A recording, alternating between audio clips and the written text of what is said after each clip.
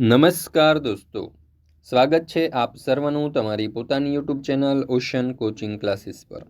મિત્રો, આજે આપણે ધોરણ 8ની જે સ્વ અધ્યયન પોથીનો ભાગ 5 છે તે ભાગ 5ની અંદર ગુજરાતી વિષયનો આપણને પાઠ નંબર 14 આપેલો છે, સાકરનો શોધનાર। તેનું સંપૂર્ણ સોલ્યુશન આપણે આ વિડીયોની અંદર જોવાના છે। મિત્રો, અહીંયા તમે જોઈ શકો છો કે ધોરણ 8ની આ જે નવી સ્વ અધ્યયન પોથી છે તેના ભાગ 5ની અંદર જે પણ વિષયના જેટલા પણ પાઠો આપેલા છે તે દરેક વિષયના દરેક પાઠના સંપૂર્ણ અને સચોટ સોલ્યુશન જે છે તે આપણી ચેનલ ઉપર મુકાઈ ચૂક્યા છે। તો આ દરેકે દરેક પાઠના સંપૂર્ણ સોલ્યુશનના વિડીયો અને પીડીએફનો અભ્યાસ કરવા માટેની લિંક તમને નીચે ડિસ્ક્રિપ્શન બોક્સની અંદર મળી જશે, જરૂરથી તેનો અભ્યાસ કરી લેજો। સાથે સાથે આપણા વોટ્સઅપ ગ્રુપમાં પણ જોડાઈ જજો, જેથી કરીને આવનારા તમામ વિડીયો અને પીડીએફની લિંક તમને વોટ્સઅપ પર પ્રાપ્ત થતી રહે। ચાલો દોસ્તો, તો શરૂ કરીએ પાઠ નંબર 14, સાકરનો શોધનાર। સર્વપ્રથમ અધ્યયન નિષ્પત્તિઓ આપેલી છે, ત્યાર પછી જોઈએ પ્રશ્ન નંબર 1। આ એકમનો સાહિત્ય પ્રકાર એકાંકી છે। આવા અન્ય ગદ્ય સાહિત્ય પ્રકારો તમારા શિક્ષકની મદદથી લખો।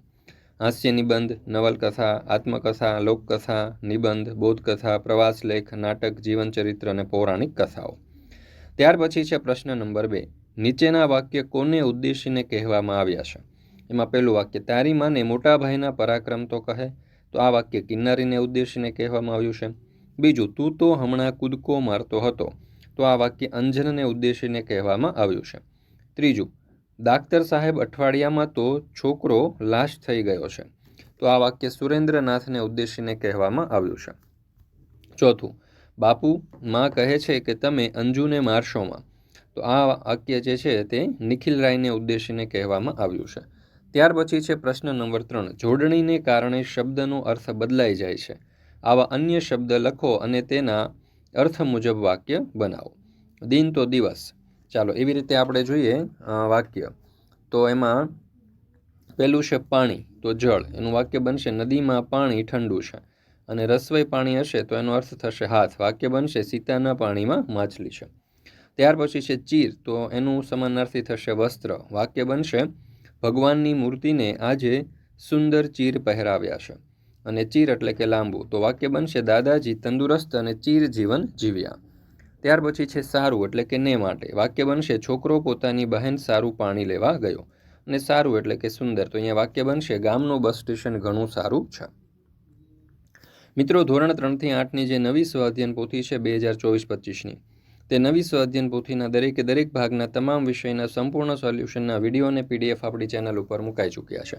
આ વિડીયો અને પીડીએફનો અભ્યાસ કરવા માટેની લિંક તમને નીચે ડિસ્ક્રિપ્શન બોક્સમાં મળી જશે, અથવા તો આ સમગ્ર સોલ્યુશનની પીડીએફ આપણી એપ્લિકેશન ઓશન કોચિંગ ક્લાસીસ પરથી પણ તમે મેળવી શકશો। તો જરૂરથી આ પીડીએફ મેળવી લેજો અને તમારી આ જે સ્વ અધ્યયન પોથીઓ છે તેના અભ્યાસ કરી લેજો અને તેમાં લખી લેજો, જેથી કરીને તમે પરીક્ષાની તૈયારી પણ સારામાં સારી રીતે કરી શકો। પ્રશ્ન નંબર 4।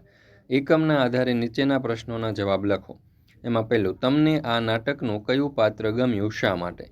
તો જવાબ આવશે, મને આ નાટકમાં કિન્નરીનું પાત્ર વધારે ગમ્યું, કારણ કે તે તેના ભાઈ જોડે મીઠો ઝઘડો પણ કરે છે, સમય આવે તે પિતાજીની સામે અંજનનો પક્ષ પણ લે છે, અને અંજન બીમાર હોય છે ત્યારે તેની સેવા ચાકરી પણ કરે છે।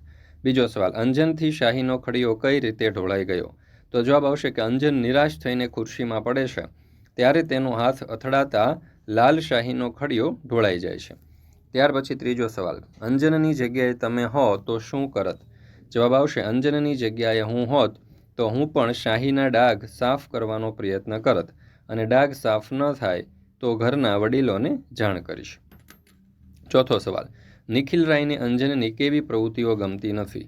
તો નિખિલ રાયને અંજન બારીના કાચ ફોડે, દવાની બાટલી ફોડે, શાહી ઢોળે, કપડાં ગંદા કરે, આખા ઘરમાં ડાઘા પાડે, ટેબલ પર નાચ કરે, પોતાના બૂટ નોટબુક સાથે મૂકે, ચોપડી ગમે ત્યાં રખડેલી પડી હોય, ધોયેલા અને ગંદા કપડાં એકસાથે મૂકેલા હોય, આવી પ્રવૃત્તિઓ ગમતી નથી। ત્યાર પછી છે પાંચમો સવાલ, અંજન કેવી વ્યથા અનુભવે છે? તો અંજનને એના પિતા એનું મનગમતું કામ કરતાં સતત ટોકતા રહે છે અને વઢે છે। તે અંજન પાસેથી પૈડું, ભમરડો, લખોટા જેવા રમવાના સાધનો લઈ લે છે, આથી તેનો આનંદ મરી જાય છે। આ રીતે અંજન વ્યથા અનુભવે છે। ત્યાર પછી છે પાંચમો પ્રશ્ન નંબર 5। નીચેના વાક્યોમાં લાગુ પડતો રૂઢિપ્રયોગ કાઉન્સમાંથી શોધીને લખો। જોઈએ પહેલું, તરંગી વ્યક્તિનું મન કોઈ જગ્યાએ સ્થિર રહેતું નથી. તો અહીંયા રૂઢિપ્રયોગ આવશે, મન ભીતોમાં ભમવું. બીજું, માનસિક રીતે અસ્થિર લોકો વાત વાતમાં ગુસ્સે થઈ જાય છે, તો મિજાજ ગુમાવવો. ત્રીજું, સજ્જન માણસો નાની નાની વાતો ધ્યાનમાં લેતા નથી, તો આંખ આડા કાન કરવા. ચોથું, રાત્રિના અંધકારમાં શેખ અબ્દુલને અજાણી વ્યક્તિના શબ્દો સંભળાવા લાગ્યા, તો જવાબ આવશે કાને અથડાવું. પોલીસના 3rd ડિગ્રી રિમાન્ડમાં પણ તે મૂંગો રહ્યો, તો મોઢામાં મગ ભરવા. ત્યાર પછી છે પ્રશ્ન નંબર 6, પાત્ર પરિચય આપો. એમાં પહેલું છે નિખિલ રાય. તો નિખિલ રાયનો પાત્ર પરિચય આપણે આ પ્રમાણે લખી શકીએ. નિખિલ રાય અંજન અને કિન્નરીના પિતા છે. નિખિલ રાય ખૂબ જ કડક સ્વભાવનું વ્યક્તિત્વ ધરાવે છે. તેમને અંજનની પ્રવૃત્તિઓ ગમતી નથી. તેઓ અંજનને ભણાવવા માંગે છે, પણ અંજનની પ્રવૃત્તિઓને કારણે તેઓ અંજન ઉપર ગુસ્સો કરે છે. તે અંજનને મારે પણ છે. તેઓ એવું માને છે કે બાળકોને સતત વાંચતા જ રાખવા જોઈએ, તેમને રમવાનો સમય ન આપવો જોઈએ. તેમની ઉંમર 35 વર્ષ છે. ત્યાર પછી છે અંજન. નિખિલ રાયના બંને સંતાનોમાં અંજન મોટો છે. તેને ભણવાનું યાદ રહેતું નથી. તે સતત કશુંક ને કશુંક પ્રવૃત્તિઓ કરતો રહે છે, જેથી તેના પિતા તેના ઉપર ગુસ્સો કરતા હોય છે અને અંજનની પ્રવૃત્તિઓ બંધ કરાવે છે. તેથી અંજન બીમાર પડી જાય છે. તે તેની બહેનને ખૂબ જ વહાલ કરે છે. અંતે નિખિલ રાય તેમના મિત્ર ભાસ્કર રાય દ્વારા સમજાવતા અંજનને બધી છૂટછાટ આપે છે. ત્યાર પછી છે કિન્નરી. નિખિલ રાયના બંને સંતાનોમાં કિન્નરી નાની છે, પણ ખૂબ જ સમજદાર છે. કિન્નરી નટખટ છોકરી છે. તે અંજન જોડે મીઠો ઝઘડો પણ કરે છે અને તેને નિખિલ રાયના ગુસ્સાથી બચાવે પણ છે. અંજન બીમાર પડે છે ત્યારે તેની સતત સંભાળ રાખે છે. તેને નિયમિત દવાઓ પણ આપે છે. તે બધા જ પાત્રોને જોડતી કડી છે. ત્યાર પછી છે પ્રશ્ન નંબર 7, મને શું થવું ગમે? 10-12 વાક્યમાં લખો. તો જવાબ આવશે, મને ક્રિકેટર થવું ગમે છે. ક્રિકેટ એવી રમત છે જે ખેલદિલીની ભાવના જગાડે છે. ક્રિકેટના મેદાનમાં ચોગ્ગા અને છગ્ગા મારીને મારે પ્રેક્ષકોના દિલ જીતવા છે. મને મહેન્દ્રસિંહ ધોની જેવા કેપ્ટન બનવાની ઈચ્છા છે. મારે સચિનની જેમ ક્રિકેટ જગતમાં નામ કમાવવું છે. મારે વિરાટ કોહલી જેવી ફિટનેસ કેળવવાની ઈચ્છા છે. ક્રિકેટ રમવાથી શરીર સ્વસ્થ રહે છે. ભારતમાં ઘણા બધા લોકો ક્રિકેટની રમત જુએ છે, તેથી મને ક્રિકેટર બનવાનો ઉત્સાહ વધે છે. ક્રિકેટ એ આખા વિશ્વમાં રમાતી રમત હોવાથી વિશ્વના બધા દેશોમાં જવાનો મોકો મળે છે. ક્રિકેટર બનવાથી ઘણા બધા આર્થિક લાભ પણ થાય છે. આમ ક્રિકેટર બની હું મારો શોખ પૂરો કરવા માંગુ છું. ત્યાર પછી છે પ્રશ્ન નંબર 8, નીચેની જાહેરાત વાંચો, સમજો અને પ્રશ્નોના જવાબ આપો. તો જો, કોમેડી, રહસ્ય અને મસ્તીથી ભરપૂર ગુજરાતી નાટક ધીંગા મસ્તી. સમય છે દરરોજ રાત્રે 9 કલાકથી. સ્થળ છે સરકારી નાટ્યગૃહ હિંમતનગર. ટિકિટનો દર ગોલ્ડનના 200 રૂપિયા, સિલ્વરના 100 રૂપિયા. જોઈએ એમના ઉપરથી પહેલો સવાલ, આ જાહેરાત શાની છે? તો જવાબ આવશે, આ જાહેરાત ધીંગા મસ્તી નાટક જોવા માટેની છે. બીજો સવાલ, અશોક પાસે 100 રૂપિયા છે તો તે કઈ ટિકિટ ખરીદી શકે? અશોક પાસે 100 રૂપિયા છે તો તે સિલ્વર અને ગેલેરીની ટિકિટ ખરીદી શકશે. ત્રીજો સવાલ, આ જાહેરાતમાં કયા કયા લોન વર્ડ્સ વપરાયા છે? તો ટિકિટ, ગોલ્ડન, સિલ્વર, કોમેડી અને ગેલેરી જેવા લોન વર્ડ્સ છે. તસ્લીમા હિંમતનગરમાં સાંજે 6 વાગ્યા સુધી રોકાવાની છે. શું તે નાટક જોઈ શકશે? કેમ? તો જવાબ આવશે, તસ્લીમા નાટક નહીં જોઈ શકે, કારણ કે નાટક જોવાનો સમય રાત્રે 9 કલાકથી છે. પાંચમો સવાલ, આ નાટકમાં કરુણ પ્રસંગો નહીં હોય એવું શા પરથી કહી શકાય?